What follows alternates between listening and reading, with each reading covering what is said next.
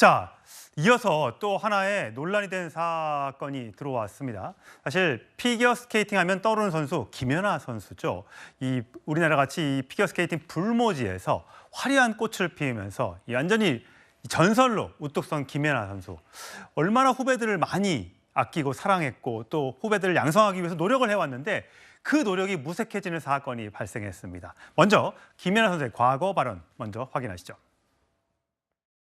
후배들을 위해서는 지금의 훈련 환경도 솔직히 제가 지금 어린 선수들 나이대보다는 너무나도 좋아진 환경인데 선수들에 좀 더 초점을 맞춰서 그런 운영도 되고 또 링크장도 많이 생기고 선수들이 뭐 해외 전지훈련도 많이 갈 수 있도록 그런 지원도 많이 필요할 것 같습니다. 선수들도 본인들도 노력을 하고 세계선수권대회나 뭐 올림픽이나 그런 경험들을 하면서 좀 더 멀리 앞을 보고 큰 목표를 잡고 더 본인들이 열심히 했으면 좋겠습니다.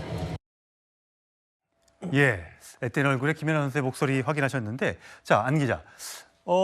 도대체 이 피겨 스케이팅계에 어떤 일이 일어났는지 먼저 사건을 설명을 좀 해주세요.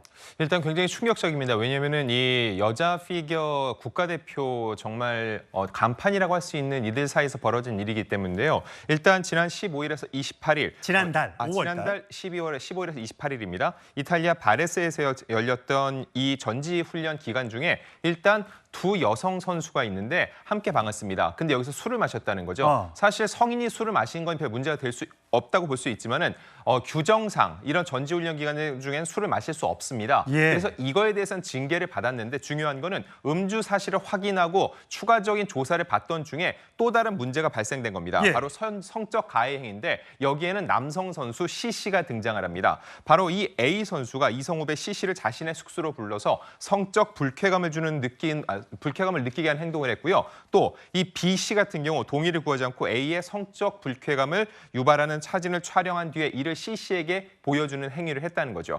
이거에 대해서 지금 보시는 것처럼 A 선수는 음주 성추행으로 3년의 자격정지, B 선수는 1년 자격정지, C 선수 같은 경우는 피해자이긴 하지만 여성 선수의 숙소에 출입했다는 이유로 견책 징계를 받은 것으로 전해졌습니다. 예, 사실 이 견책 징계를 받은 남자 선수는 미성년자라고 지금 알려지고 있습니다. 이 두 선수는, 여자 선수는 20대고요. 굉장히 잘하는 한국의 피겨를 간판으로 하려는 선수로 지금 알려지고 있습니다. 음주 성추행으로 3년 자격정지, 음주 성희롱으로 1년 자격정지. 둘 다 여성 선수가 남자 선수를 성희롱, 성추행한 혐의를 받고 있습니다. 물론 이 두 선수들은 억울하다, 징계가 말이 안 된다, 재심을 청구하겠다 이런 입장인데 장인 변호사님, 네. 보니까 3년이면 올해가 2024년이니까 2027년까지는 선수 생활을 못한다는 건데 2026년, 2년 뒤에는 동계올림픽이 있는 거잖아요. 그렇습니다. 역설적이게도 동계올림픽을 준비하기 위한 전지훈련에서 일어난 불미스러운 일로 정작 올림픽의 출전 기회를 박탈당한 건데요. 20대에 한껏 기량을 뽐내야 되는 그런 선수들에게 3년, 2년 자격정지는 사실상 선수 은퇴 수순으로 가는 것일 수밖에 없습니다. 따라서 이 해당 선수들은 본인들의 이제 잘잘못을 가리는 부분과 관련해서 대한체육회에 재심 신청을 해서 이 징계 수위를 낮추겠다고 밝혔습니다. 예, 안 기자님. 우리 선수들이 가끔 보면 그 숙소에서 술을 마시다가 문제가 생기는 경우가 간혹 있었습니다. 뭐 프로야구나 뭐 이런 경우에. 근데 이렇게 피겨 선수, 그것도 여성 선수 둘이, 젊은 20대 초반의 선수들이 이런 그 행동으로 논란이 빚었던 적은 저는 기억은 잘 안 납니다.